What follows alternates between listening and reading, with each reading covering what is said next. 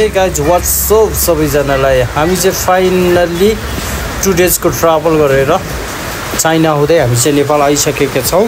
र नेपालमा आएर हामी सपरिवार बुढाबुढी र छोराछोरी सपरिवार हामी चाहिँ अहिले पशुपतिमा दर्शन गरौँ भनेर पशुपतिमा पनि आइसकेका छौं र अहिले बाइक पार्किङ गर्ने क्रममा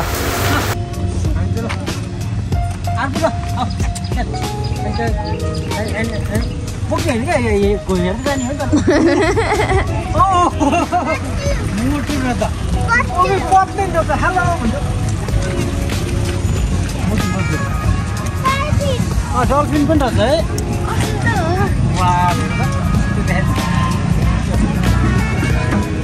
ए मोटु पतलु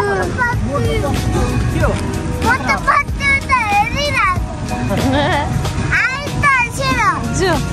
यसलाई चाहिँ देखाएको मात्रै हैन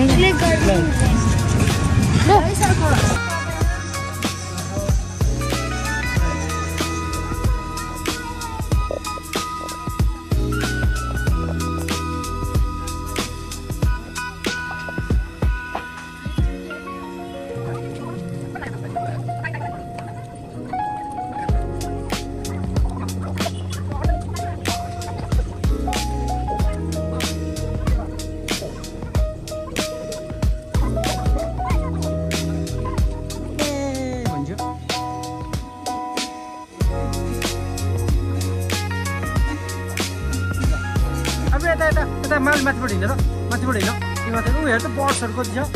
देख्यो ल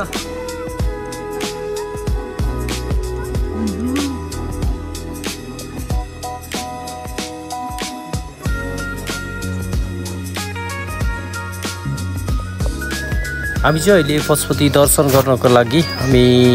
हाम्रो नेपालको पशुपतिनाथको दर्शन गर्नको लागि मन्दिरमा आइसकेका छौं र मन्दिरको दर्शन पनि हामी लगभग 4-5 वर्ष पछाडि नै गरेको हुनाले एकदमै खुसी लागिरहेको छ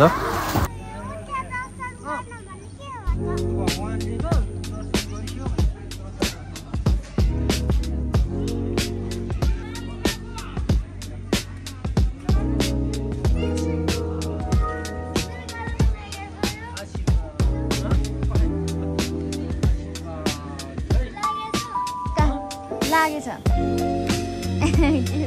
के लाग्यो टिका लागेछ टिका त्यतिकै केही हुन्न अहिले एकछिनमा गरौँ ल गइसक्यो कहाँ छोको केही लागेछ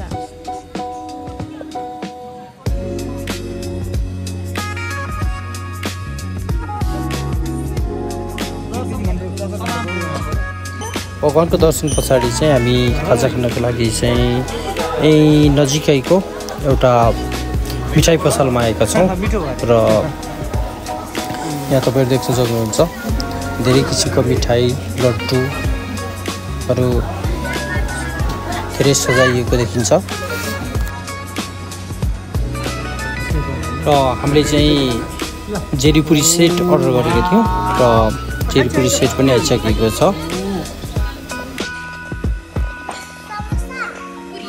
पुरी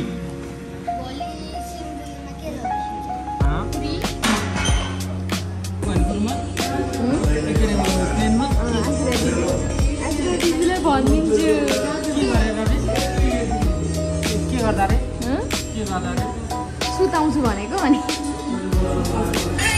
पशुपतिनाथको दर्शन पछाडि अहिले चाबेलको गणेशस्थानमा रहेको श्री गणेशको मन्दिरमा दर्शन गर्नको लागि आएका छौं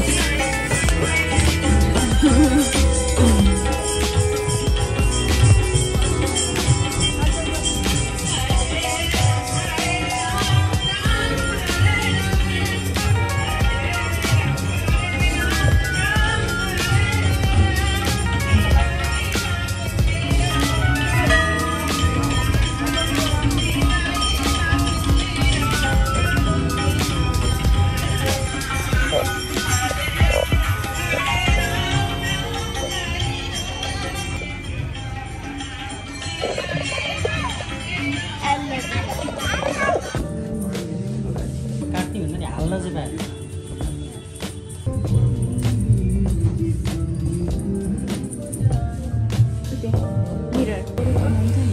गणेश भगवानको दर्शन पछाडि छोरोको कपाल काट्नको लागि यही नजिकैको एउटा सानो सैलुनमा आएको छौँ र कपाल काटिसके पछाडिको चाहिँ फाइनल लुक चाहिँ यस्तो रहेको छ। 2 दिनको काठमाडौँको बसाइ पछाडि चाहिँ हामी आफ्नो गृह जिल्ला सिन्धुलीमा चाहिँ दसैँ मनाउनको लागि काठमाडौँबाट हिँडिसकेको छौँ र हामी बिहानको 3 बजे गाडी चढेर अहिले लगभग सिन्धुलीको बिच बाटोसम्म आइसकेका छौँ र बिच बाटोसम्म चाहिँ मलाई चाहिँ गाडीमा अलिकति गाह्रो हुने भएकोले सिन्धुलीबाट मैले आफ्नो बुवालाई लिन बोलाएको थिएँ र मेरो बुवासँग चाहिँ म चाहिँ बाइकमा गएको छु र मेरो आफ्नो सबैजना फ्यामिली चाहिँ गाडीमै जानुभएको छ। र यो भिडियो चाहिँ गाइस हामी बिच बाटोमा गाडीमा आउँदै थियौँ र बिचबाट आउँदै गर्दाखेरि भकुन्डे बेसीभन्दा अलिकति तलको ठाउँमा चाहिँ जाममा परेकोले हामीहरू चाहिँ जामले गर्दाखेरि बिच बाटोमै अड्किएका छौँ र दसैँमा सबैजना घर फर्किने भएकाले गर्दाखेरि चाहिँ जाम चाहिँ एकदमै लामो तपाईँहरू देख्न सक्नुहुन्छ। पानी पनि धेरै परिरहेको थियो तर अहिले जाम भएको बेला चाहिँ खासै अलि रोकिएकोले केही सहज चाहिँ भएको थियो।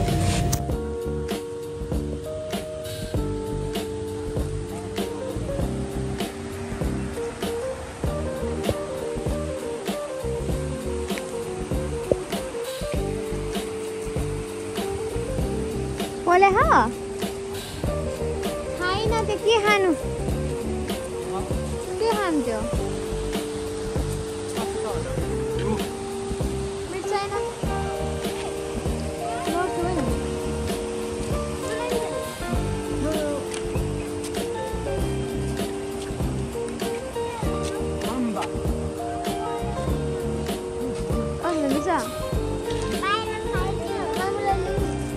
पर्दैन लड लाऊ है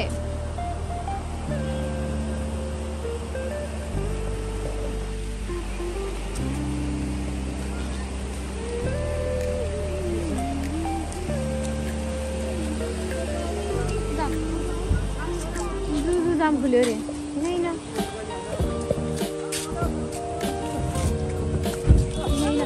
छिटो आइपुग्यो भने छिटो न। केही समयको जाम पछाडि चाहिँ हामी अहिले चाहिँ लगभग सिन्धुलीको खनिया खर्का भन्ने ठाउँमा चाहिँ आइसकेको छौँ। हामी चाहिँ बाइकमा छौँ र हाम्रो परिवार सबैजना गाडीमा अगाडि गइसक्नु भएको छ र हामी चाहिँ अब केही क्षणमा नै हाम्रो सिन्धुलीको ऐतिहासिक ठाउँ सिन्धुली गढीमा पुग्छौँ। यहाँको एकदम प्राकृतिक एकदम नेचुरल ब्युटी तपाईँहरू देख्न सक्नुहुन्छ।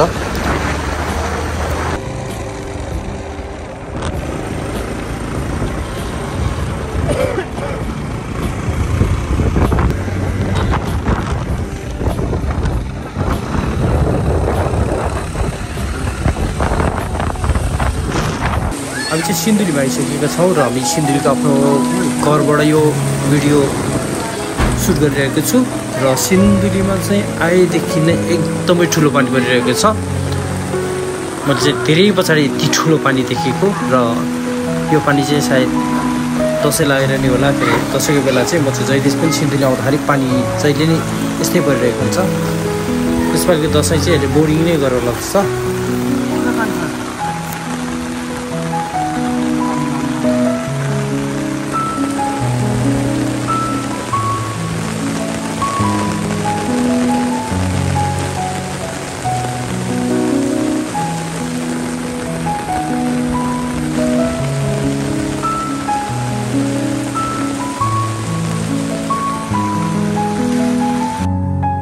हाम्रो घरमा चाहिँ आज हिजो आइपुगेको थियौँ हामी र आज चाहिँ हामीले खसी काटेर खसीको मासुको पनि कार्यक्रम पनि यहाँ हुँदैछ।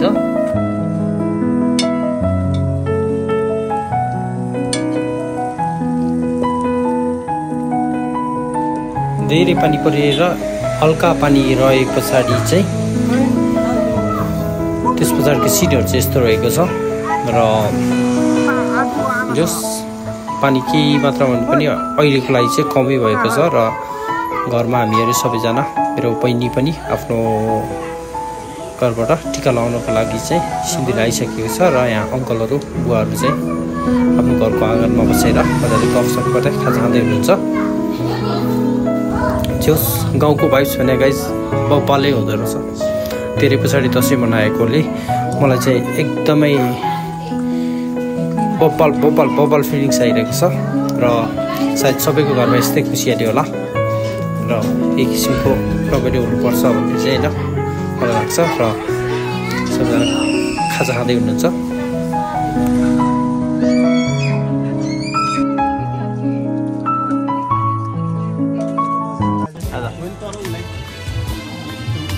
हजुर सिन्धुलीमा आएकै दिन हाम्रो फन्सी दिदीको घरमा चाहिँ भेटघाट थिएँ र भेटघाटको क्रममा जाने क्रममा चाहिँ भाइहरू चितपारमा दसैँ मनाउँदै रहेछन्। भाइहरू चाहिँ एकछिन रमाइलो गरौँ भनेर पनि यहाँ भाइहरूसँग बसेको छु। विश्व भाइ गाउँको अभिभावकै हो।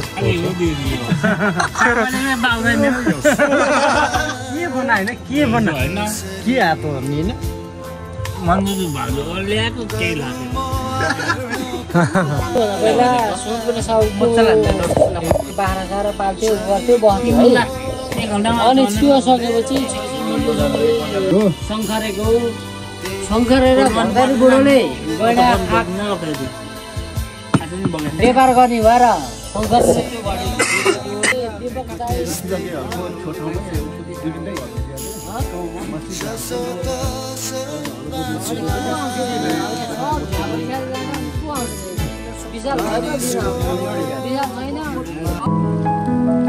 सिन्धुली आएको नेक्स्ट डे चाहिँ मेरो आफ्नो साथीहरूसँग चाहिँ गेट टुगेदर थियो र साथीहरू हाम्रो प्रवेश लगायत अरू साथीहरू 13जना साथीहरू थिए र हामी चाहिँ रातमाटाको प्रयास होटलमा गएर स्विमिङ गरेर हल्का ह्याङआउट पनि गरियो। जो फेरि पछाडि साथी भेट्दाखेरि चाहिँ रमाइलो छुट्टै हुँदो रहेछ। हामी प्रवेश सन्दीप अनि हाम्रो नवीन दस केटाहरू पछि पनि आएको थिए।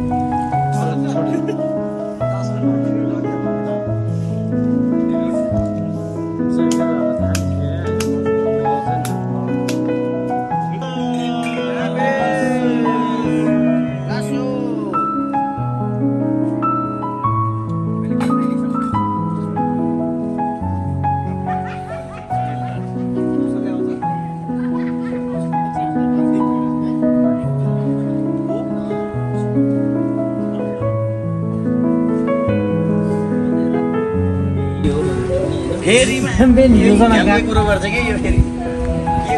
झडा नलाग्ने चाहिँ भयो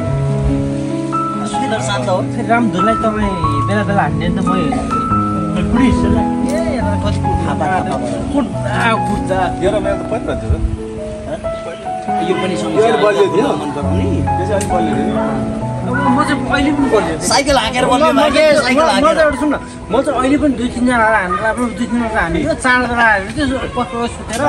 केवल भाग्ने त्यस्तो हातहरू नि हो त्यसबाट केवलले हान्ने हो त्योबाट फेरि हान्दै गर्दा म भाग्ने अरे यसले के भनेको थियो नि के अरे हाम्रो त्यो जडाउँदा होइन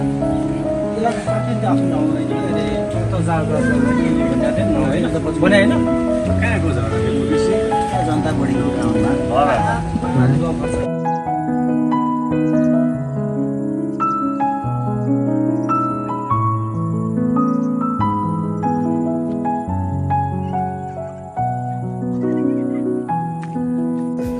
हाम्रो गाउँको भाइहरूसँग चाहिँ हाम्रो अब यहाँ चाहिँ अर्ग्यानिक बार्बिक्यूको लागि चाहिँ हाम्रो तयारी हुँदैछ र हाम्रो गाउँको जेन्जी भाइहरू चाहिँ पुरा तयारीमा लागिरहेका छन् र हल्का पानी आएर चाहिँ हल्का ल्याङ भइरहेको थियो तर पनि भाइहरूले जसो गरेर आगो बालेर जस मासु पोल्ने तयारी पनि सुरु गरिसकेका छन्।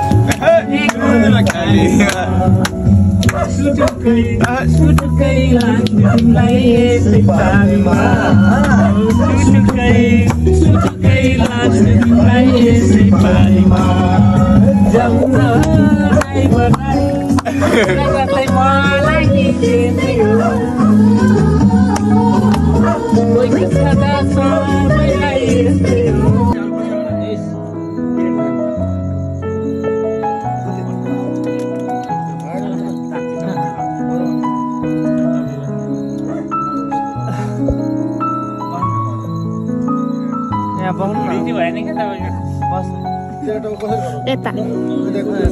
तिर आएन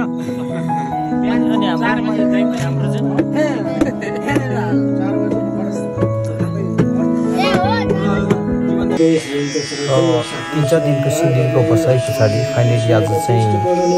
दसैँको दिन टिका लाउने दिन र आज हाम्रो चाहिँ नेपालको साइत अनुसार दिउँसोको 11:51 बजे चाहिँ हामी चाहिँ साइतको बुवाको हातबाट टिका लगाउँदैछौँ।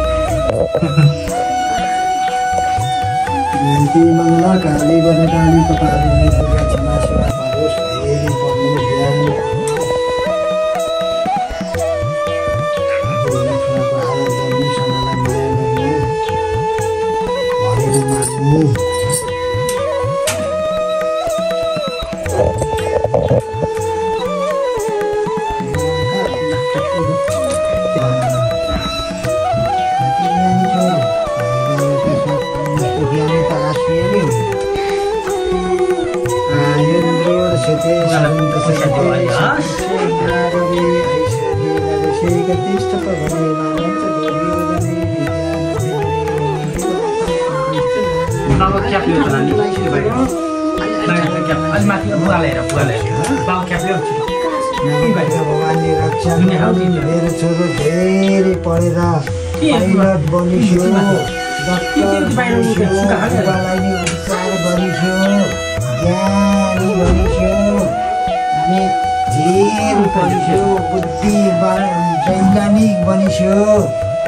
के भन्ने पाइलट बन्ने हो, पाइलट डक्टर इन्जिनियर भन्थ्यो। ल यो भयो दर्शनले बुवा पैसा दिएर ढोग्दैछ यहाँ पर्दैन ढोग्नुपर्छ खुट्टामा ढोगे पनि हुन्छ ठुलो मान्छे हुनु, डक्टर हुनु, इन्जिनियर हुनु, आसिया जतिको ज्ञानी हुनु, निरोगी हुनु। अनि के भन्नुपर्छ अरे छोरो? ज्ञानी हुनु। बाबु यता धेरै छोरी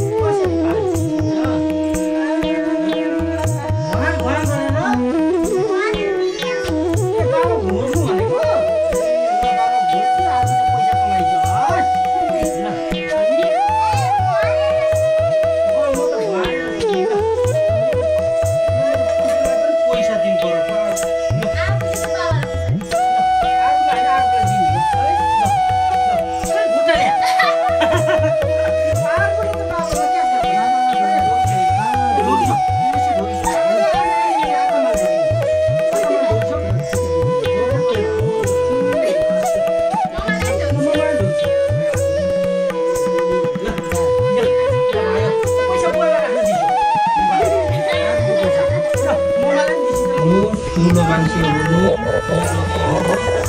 बाबामामाले भनेको सबैजनाले भनेको मान्नु अनि अरू अनि ठुलो भएर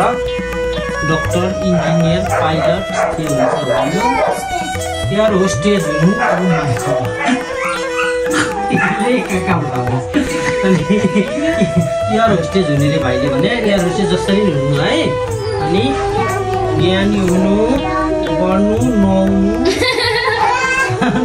बेला बेला नुहाउनु पनि टिचर पनि बन्नु फेरि एयर होस्टेज भयो मान्छे नि बन्नु है फेरि सबैभन्दा ठुलो कुरा चाहिँ मान्छे बन्नु है ल नानीलाई ल खै भाउ मेरो पर्छ है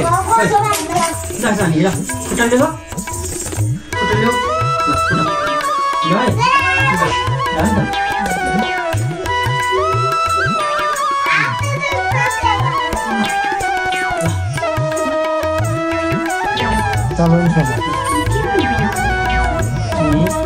छोरी मान्छेलाई भोग्नुपर्छ भगवान हो नि त छोरी मान्छे भगवान हो त्यही भएर